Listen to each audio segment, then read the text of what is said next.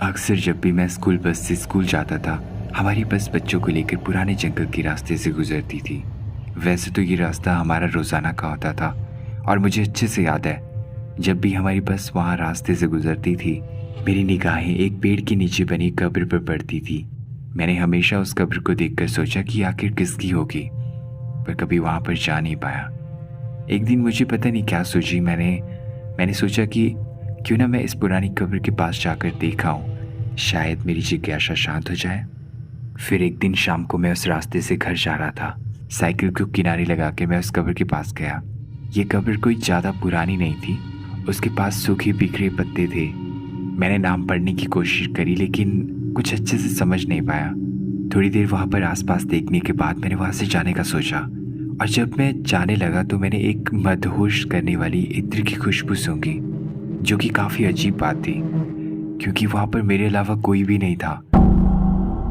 खैर, उसी शाम जब मैं घर लौट कर आया तो माँ ने मुझसे पूछा, तू बाहर गया था, बताकर तू जाना चाहिए।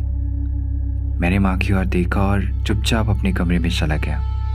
पता नहीं मुझे क्या हो रहा था, मेरे अंदर बहुत गुस्सा था और काफ़ी अजीब से विचार पनप रहे थे, मानो मैं अपने आप पर से अपना काबू खोता जा रहा हूँ। माँ ने मुझसे खाने के लिए भी कहा था लेकिन मैंने मना कर दिया।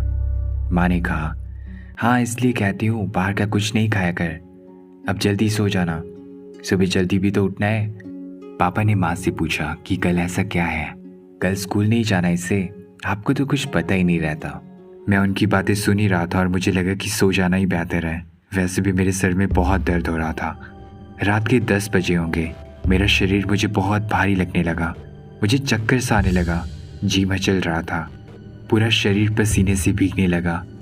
आश्चर्य तो इस बात का था कि पंखा अपनी गति से चल रहा था। सच बताऊं तो मैं अपना नियंत्रण खो रहा था। मेरे अंदर इतनी भी ताकत नहीं थी कि मैं अपनी मदद के लिए घर में किसी को आवाज़ भी लगा पाऊं। हाँ, जैसे तैसे मैं चीखते और हड़बड़ाते हुए घर के मुख्य दरवाजे की ओर दौड़ा। दरवाजे के पास पहुंचने के बाद मैं थोड़ी देर आसमान की तरफ देखता रहा और फिर जोर जोर से हंसने लगा।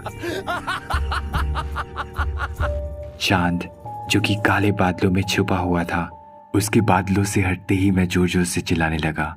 मेरी चीख इतनी भयानक और डरावनी थी कि मेरे घर वाले भी बाहर आ गए। बाहर आते ही माँ ने मुझे आवाज़ लगाई, जय जय, ये सब क्या है?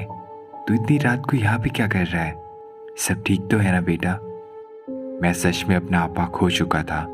मैंने बड़ी बड़ी आंखों से अपनी माँ की ओर देखा। ये पहली बात है जब मैंने उनके साथ इस तरह का व्यवहार किया। जल्दी ही पिताजी बाहर आए। उन्होंने मेरी आंखों में देखा और पूछा, जफर तू यहाँ पे क्या कर रहा है? मेरी माँ को ये सब बहुत अजीब लगा क्योंकि वे किसी भी जफर नाम से परिचित नहीं थी। मैंने पिताजी की आंखों में देखा और पूछा, तू जानता है क्या मुझे? और मैं तेजी से दौड़कर वापस अपने कमरे में आ गया। वहां पर आकर मैं अंधेरी कोने में दुबक कर बैठ गया, जैसे किसी से बचने की कोशिश कर रहा था। मैं पूरी रात उसी कमरे के कोने में पड़ा रहा। जब बाहर जाने के लिए मैंने दरवाज़ा खोलने की कोशिश करी तो पाया दरवाज़ा बाहर से बंद था।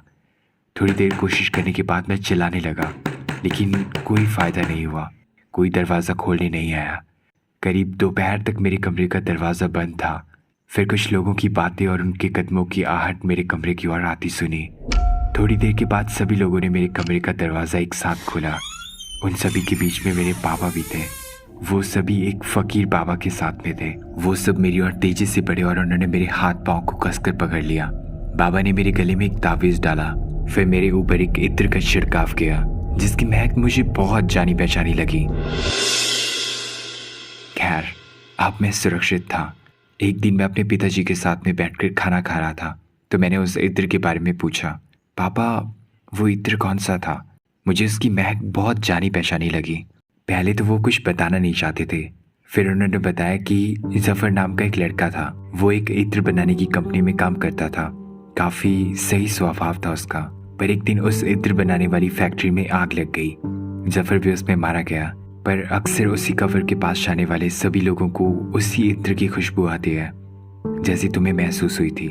हो सकता है ये उसके साथ में आने का तरीका हो। और हाँ, तुम अब इस तावीज़ को अपने पास ही रखना और उस कब्र से भी दूर ही रहना। इसके बाद मैं कभी उस कब्र के पास नहीं गया, ना ही वहाँ पे जाने की हिम्मत कर पाया।